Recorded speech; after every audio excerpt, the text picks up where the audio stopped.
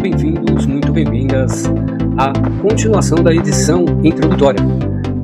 Nesse modo, vamos continuar o estudo sobre NR10, introdução, em que estamos tratando sobre os requisitos legais. Requisitos legais e controle do risco. Bom, pessoal, vamos falar sobre o centro do mapa, que é o nosso mapa mental do estudo. Então, no centro desse mapa está a nova NR10, segurança, instalações e serviço com eletricidade. Então, a imagem central que nós precisamos perceber nesse momento desse estudo é que o cérebro, nesse momento, ele precisa ser orientado com relação aos processos de aprendizagem. Então, é um momento em que vamos tomar conhecimento a respeito dos requisitos legais, a legislação.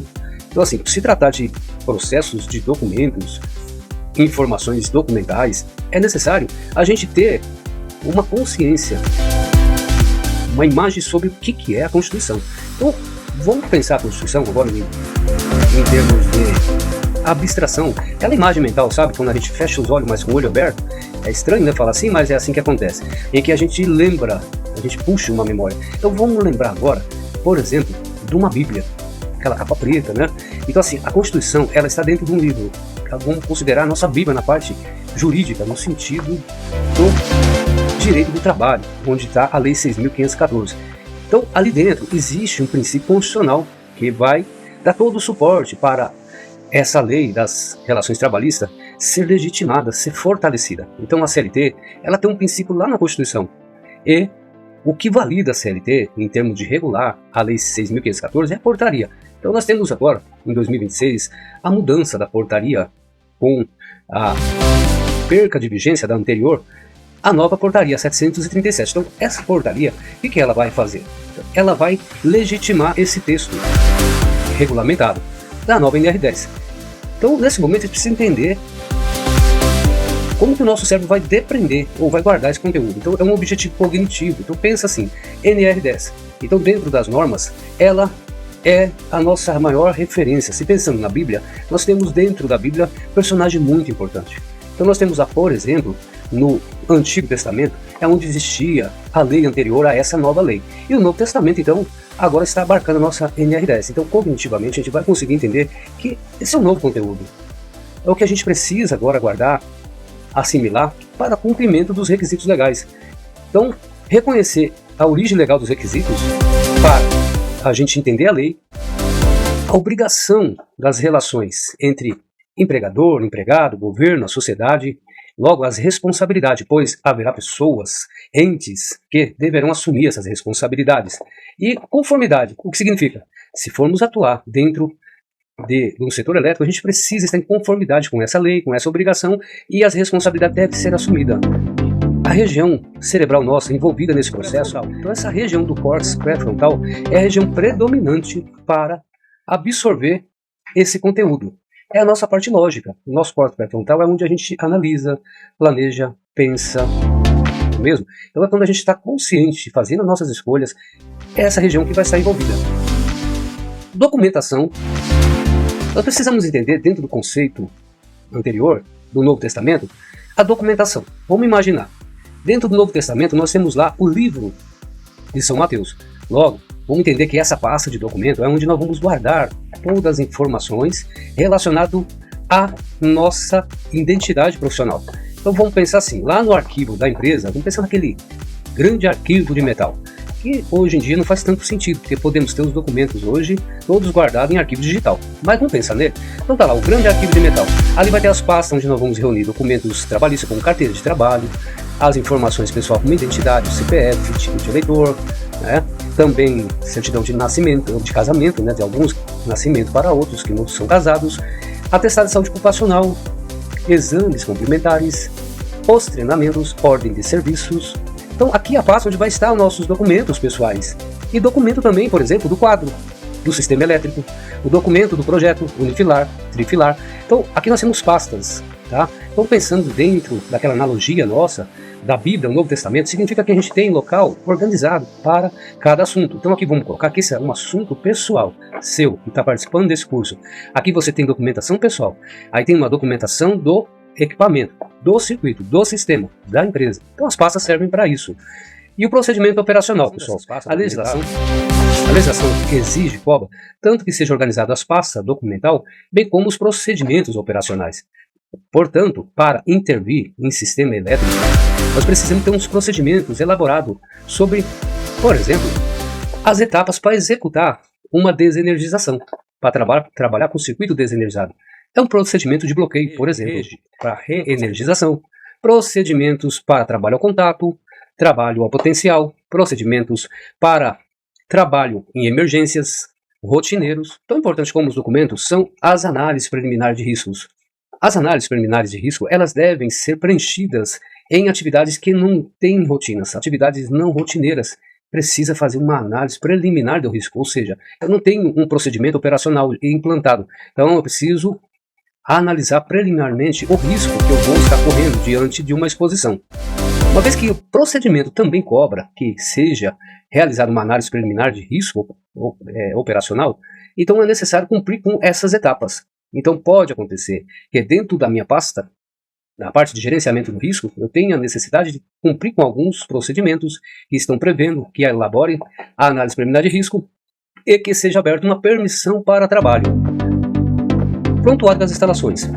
O prontuário deve estar disponível dentro do nosso grande arquivo, onde vai estar todas as memórias de máquinas, equipamento, levantamento de carga, proteções elétricas. Todos os nossos circuitos estarão informados nesse prontuário. E os certificados. Aqui nós podemos considerar que estão sendo previstos certificados dos trabalhadores, como treinamento de NR10, módulo básico, treinamento de NR10 módulo complementar, também o certificado de calibração de alguns tipos de equipamentos que são de precisão, calibração também, ou melhor, certificado de ensaio de rigidez de elétricas, de luvas isolantes classe tensão, de coberturas, rigidez de elétrica de lençóis, certificado para atender diversas necessidades. O objetivo cognitivo dessa etapa é identificar documentos obrigatórios. Então a gente precisa ter essa consciência de quais são os documentos que eu preciso apresentar para essa fase, por exemplo, de planejamento para realizar uma intervenção num quadro. A palavra-chave nesse momento é evidência, registro, controle, rastreabilidade. E a região do cérebro que está envolvida nesse momento é o hipocampo, onde vai ser demandado através dos sentidos do hipocampo evocar memórias de longo prazo, trazer essas informações para a memória de trabalhos, associações para criar uma resposta na tomada de decisão, análise de risco. A imagem, pessoal. A análise de risco é mais tranquilo, né? Então nós estamos falando de analisar o risco. O que é análise? Vamos pensar naquele cenário clássico de realizar uma análise no laboratório, em que tem ali uma lupa focando um determinado ponto sobre uma mesa clara, superfície branca. Então ali você coloca uma lupa e amplifica aquela pequena partícula, 10, 20, 100 vezes de tamanho. Com isso a gente vai conseguir fazer a identificação, perceber mesmo, através do nosso sentido visual. A gente consegue perceber, por exemplo, cor, conseguimos perceber diâmetro, conseguimos perceber a forma, conseguimos perceber estado da matéria, se é líquido, se é gasoso, se é sólido, não é mesmo? Então, a análise de risco, ela é uma forma da gente colocar lente sobre algo, aqui no caso o painel elétrico. Então nós estamos falando do painel, as estruturas físicas desse painel, onde que ele está instalado, a parte interna do painel, quais são os elementos eletromecânicos existentes ali dentro, fazer uma análise desses painéis com relação ao arco elétrico, ou seja, de acordo com o processo que vai ser intervido ali, por exemplo, abrir uma chave, carregar um disjuntor, ou mesmo realizar um serviço com o sistema energizado, se pode ocorrer uma diferença de potencial entre a fase e o neutro, a fase e o aterramento na carcaça. Existe na análise, na nossa lente, a possibilidade de fazer uma análise de risco sobre queimadura. Se existindo esse arco elétrico, qual que é a possibilidade da queimadura acontecer proveniente do arco elétrico? Então a gente precisa fazer essa análise. Se no painel o serviço que vai ser executado pode gerar arco, ou seja, tem a probabilidade, existe a probabilidade de queimadura, existe a probabilidade do choque elétrico, então essa é a nossa lente da análise de risco. Uma vez analisado, a gente chega então no seguinte conceito: o objetivo disso, o objetivo cognitivo do nosso aprendizado, é antecipar o perigo. Nós não estamos realizando nada, estamos planejando. Então, antecipação, a fase de antecipação prevista na própria legislação da Lei 6.514. Então, antecipo é análise preliminar do nível do perigo e do risco. A palavra-chave dessa etapa é perigo, explosão, consequência, severidade, e a região cerebral que está envolvida é a amígdala, as nossas respostas emocionais, responsável pela nossa parte de emoção. Ela vai estar atuando ali, que vai gerar em nós uma sensação de alerta, disparar o cortisol, vai disparar a adrenalina, noradrenalina e o cortisol para a gente ter uma atenção sustentada. Medida de controle. Como imaginar a medida de controle? Imagine, a medida de controle, pessoal, ela é a forma que a gente tem para não permitir que uma energia perigosa ela atinja a nós, as outras pessoas. Vamos pensar lá no leão, no zoológico? Então vamos. Você vai no zoológico, tem um leão lá na jaula. É possível visitar esse leão. Por quê? Porque nós temos a jaula, temos a grade, temos uma série de barreiras que impede que esse leão consiga entrar em contato com as pessoas que estão ali visitando o parque. Então, medida de controle é aquela que garante que na exposição do trabalhador vai existir um bloqueio. Então, assim, nós temos uma grade, nós temos uma proteção que vai bloquear aquela energia perigosa, a fonte geradora de perigo. O leão lá no setor, o leão que existe lá no setor elétrico. Então, o bloqueio no setor elétrico é uma medida de controle. Então, o bloqueio, por exemplo, quando vai intervir um painel energizado, é bloquear a energia elétrica através do seccionamento de chave do disjuntor geral. Bloqueou, é necessário fazer a etiquetagem.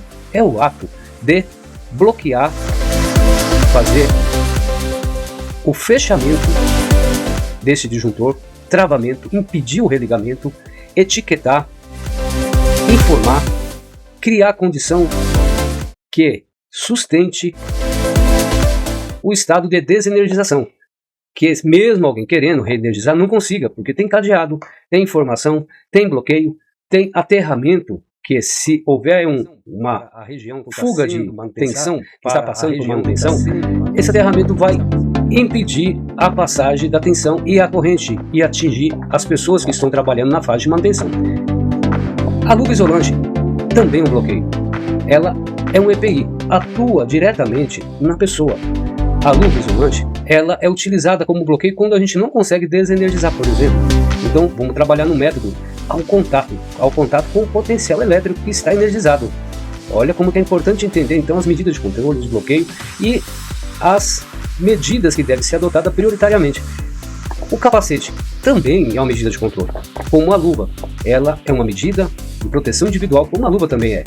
E vai servir para impedir que parte da cabeça, por exemplo a testa, a lateral da cabeça, entre em contato com o barramento, se estiver dentro com a cabeça dentro do painel, vai gerar uma segurança, um limite na hora de movimentar a cabeça no lugar mais apertado. E ferramentas isoladas, é uma medida de controle.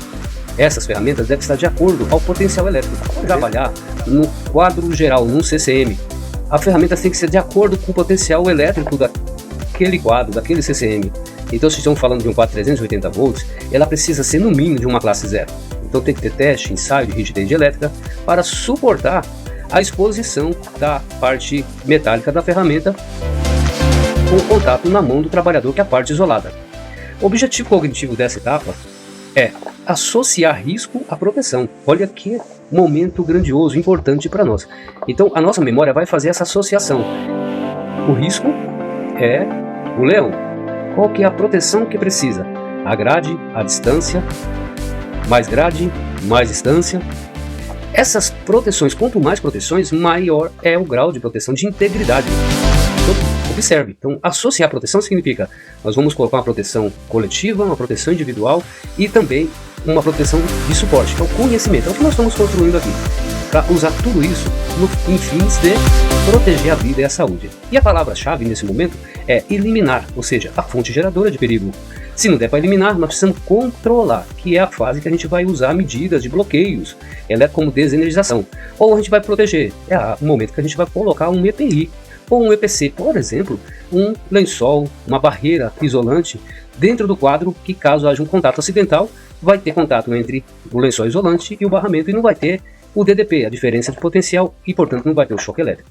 A região cerebral envolvida nesse momento do aprendizado, pessoal, é o córtex pré-frontal. De novo, quem é ele?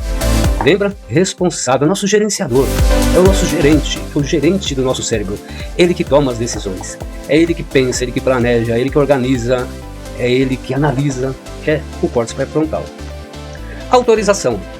A imagem para autorização, pessoal. Que imagem que nós vamos criar? Vamos pensar assim. Uma pessoa autorizada é quem?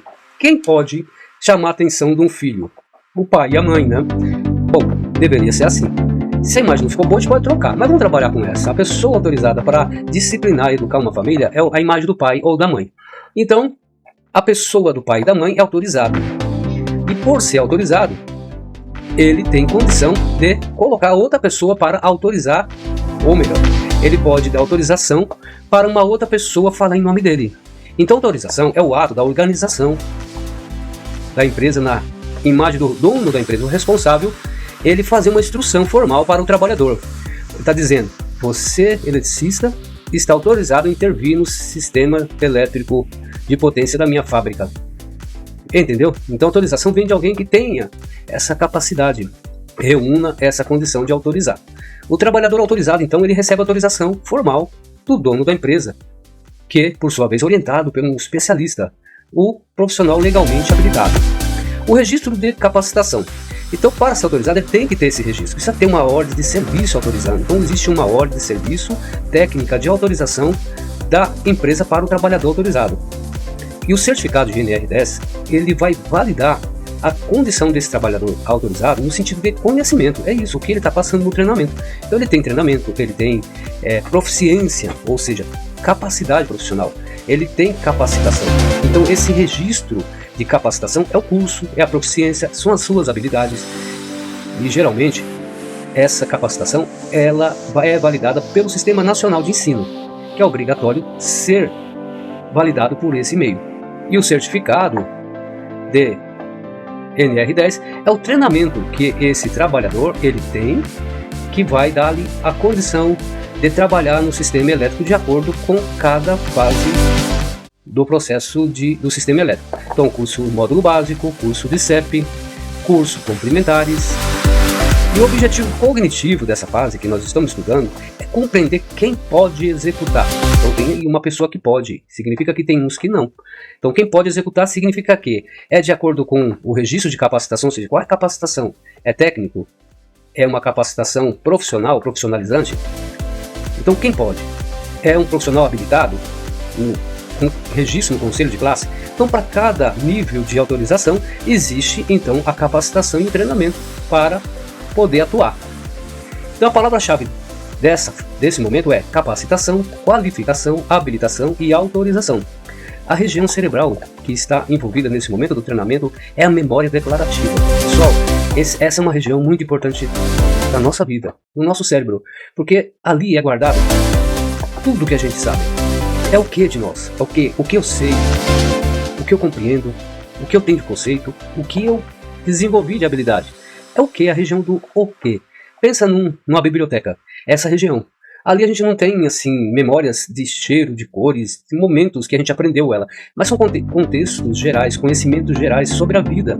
Por exemplo, saber qual que é a capital do Brasil, né? Saber a estação do frio no ano, quantos meses tem um ano, quantos dias tem um mês, por exemplo, fevereiro. Conceitos fundamentais e gerais.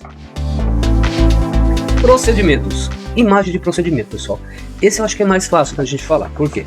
Nós temos um procedimento que ele é bem simples da gente poder usar aqui como referência. Vamos pensar lá na caixa do bolo. Aquele bolo que a gente compra, que vem numa caixinha, ali tem toda uma orientação. Como preparar aquele bolo. Então, toda essa orientação, passo a passo, é chamado procedimento. Olha como ficou mais fácil. Então, vamos lá. Então, o procedimento, ele tem um fluxograma, necessariamente. Então, lá na caixinha tem o que vem primeiro. Então, pegar a vasilha, né? Quebrar os ovos, despejar na vasilha, colocar farinha. Então, nós temos um fluxograma. E o checklist, ele vai trazer, por exemplo, as informações dentro desse procedimento acerca do que a gente está fazendo. Então a gente pode fazer uma checagem para ver se a gente está cumprindo aquele procedimento, se a gente está conseguindo cumprir todas as etapas. Então, para conseguir que o bolo saia com resultados de qualidade, tamanho, sabor, a gente precisa seguir o procedimento para fazer um checklist para ver se não faltou nada. Isso é o checklist. E o passo a passo são as etapas que a gente segue dentro desse procedimento. E o objetivo cognitivo dessa etapa é executar atividade segura. É isso aí. Esse é o objetivo dessa etapa cognitiva. E a palavra-chave é planejamento, execução, verificação. É um PDCA, né, pessoal? E a região cerebral que está envolvida nesse processo é o gânglios da base. Olha, pessoal, isso aqui significa que a gente já está com a memória de trabalho toda constituída, comportamento repetitivo, padronizado, ou seja, loop de hábito. Aqui já está guardado todas as nossas memórias de comportamento seguro, que é os hábitos e o nosso comportamento seguro. Cenário real. Pessoal, esse é um momento muito nobre do nosso estudo e dentro do nosso aplicativo a gente vai criar para você alguns quebra-cabeça de cenário. Vamos falar assim. Por exemplo, eu criei a seguinte condição de um quadro geral de baixa tensão. Então aqui nós temos um cenário real de um quadro de baixa tensão, um painel energizado, onde eu criei lá, por exemplo,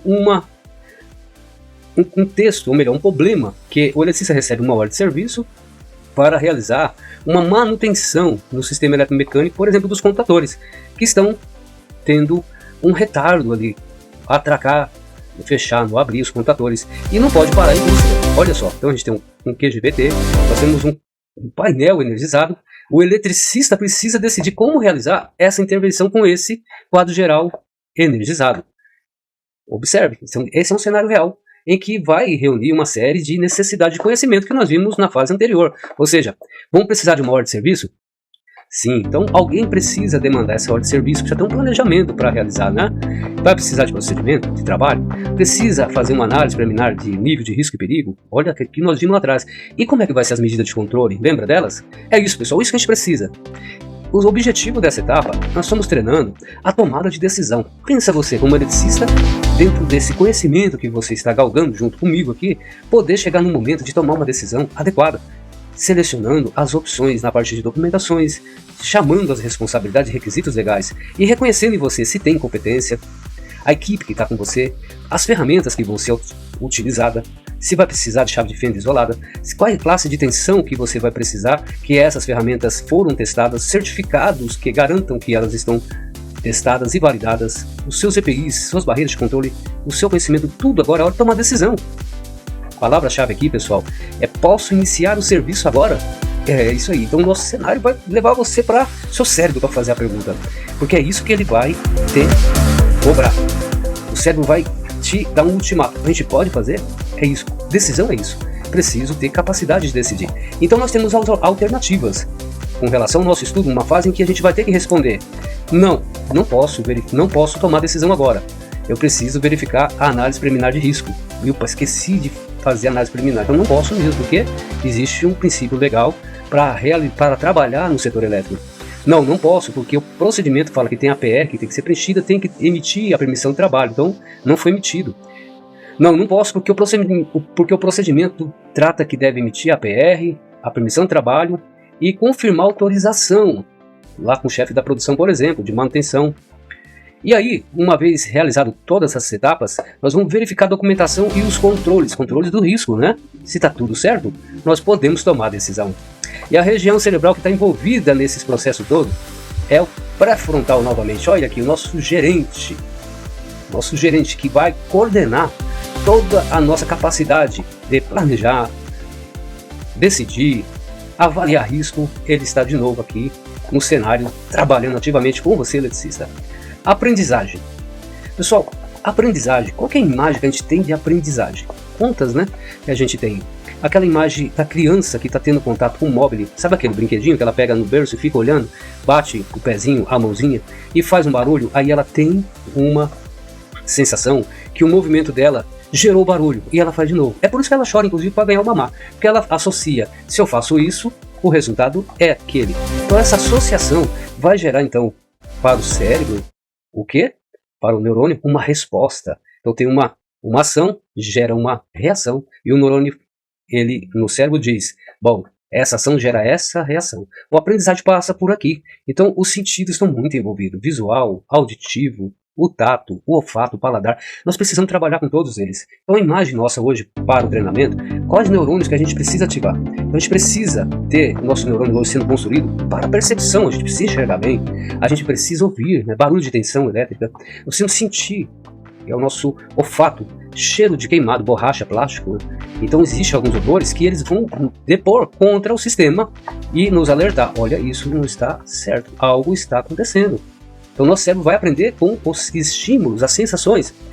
Logo vai acontecer um processo em que os neurônios vão criando entre eles uma série de ações e a gente chama de sinapse, ou seja, eles vão disparando entre eles um comportamento e vai tendo uma evolução do nosso aprendizagem. Então a nossa memória ela é criada através disso. Todo aprendizado ele vai disparar hormônio, vai ter a sinapse e essa evolução entre os hormônios vai criando uma estrutura, um caminho. Pensa quando a pessoa vai começar a caminhar numa região rural pela primeira vez. É só mato. A segunda já começa um trilhinho, terceira, quarta, quinta, pensa na 20ª vez, já tem um caminho aberto, depois tem uma estrada montada. É assim que os neurônios se formam e os comportamentos se formam. Então, o objetivo cognitivo da aprendizagem é o quê? Transformar o conhecimento, ou seja, essa sensação que a gente vai estimulando, em comportamento, criando a estrada para a gente caminhar com segurança. Logo, o fluxo é, a gente vai perceber, através do olfato, paladar, tato, e aí nós vamos pôr uma atenção. Tá compreendendo? Então a gente vai ter uma consciência. Então percebi, por exemplo, lá no painel elétrico, o cheiro de queimado. Senti, percebi a sensação de cheiro, logo a percepção alertou a atenção, eu sustento a atenção, trago aquela atenção e busco na memória se aquele cheiro está associado a um cabo elétrico. Ou seja, o revestimento do cabo. Ou se ele está associado a um ponto de conexão que está mal apertado. Olha só como que a gente vai colocando atenção na percepção. Com isso a gente vai ganhando compreensão, ou seja, eu vou compreendendo, puxa, esses cabos folgados, eles geram um ponto quente, é o chamado efeito corona. E esse efeito corona ele vai queimando toda a casquinha do fio. Não é assim? Então ele vai gerando aquele ponto quente e vai derretendo, vai fritando. O fio vai ficando fraco, né? O cabo vai ficando com a sua proteção toda comprometida. E a gente vai começando a compreender, puxa, essa ação tem essa reação. E aí nós vamos associando então nesse momento, a associação. Bom, toda vez que eu for no quadro, eu preciso pôr atenção no ruído do quadro. Toda vez que eu for no quadro, eu preciso pôr atenção no cheiro que está no quadro. Pensa você entrar numa subestação, no quadro, subestação, e sentir um cheiro de animal peçonhento. A cobra, ela tem rastro, né? E assim, existe as informações sensitivas sensoriais. Ou barulho, uma cascavel. Houve um barulho do chocalho dela. Opa, tem alguma coisa aqui dentro. Não é só o risco elétrico, pessoal. Já parou para pensar? Então eu já vou associando. Uma vez que eu vi isso, pode acontecer de novo. Por que os animais peçonhentos gostam tanto de se abrigar dentro de uma caixa elétrica? Porque é quente, está longe dos olhos das pessoas, de outros predadores. Tem uma série de vantagens para ele. Então a gente precisa colocar o sentido para a gente ter o quê? A memória. É isso que é a próxima condição aqui do nosso fluxo. Então a memória vai nascer daí. Aí eu vou criar uma memória, vou conseguir levar essas informações lá para a minha memória temporária, então vai ficar guardada, aprendi. E a decisão vai nascer desse fluxo.